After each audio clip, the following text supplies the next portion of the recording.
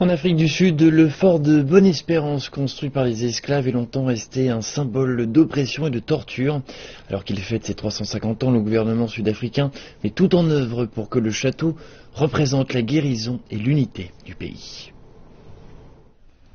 Le château de Bonne-Espérance est le plus vieil édifice d'Afrique du Sud. Sa première pierre fut posée en 1666 et la ville du Cap se développa rapidement autour. C'est la compagnie néerlandaise des Indes orientales qui a construit ce fort.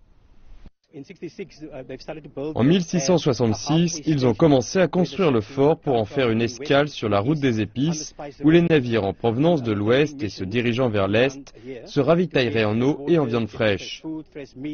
En ce sens, le château représente un lieu d'échange.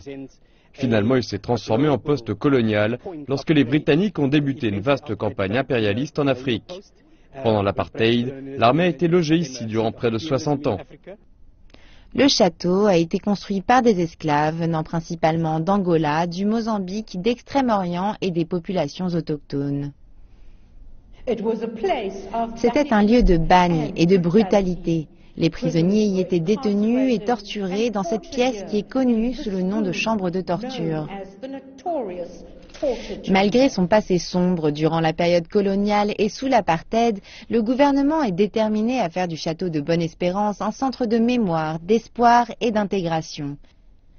La commémoration du 350e anniversaire du fort a débuté par un discours du vice-ministre sud-africain de la Défense. Il a déclaré que l'édifice devait servir de témoin aux progrès réalisés par le pays, de l'oppression vers la liberté.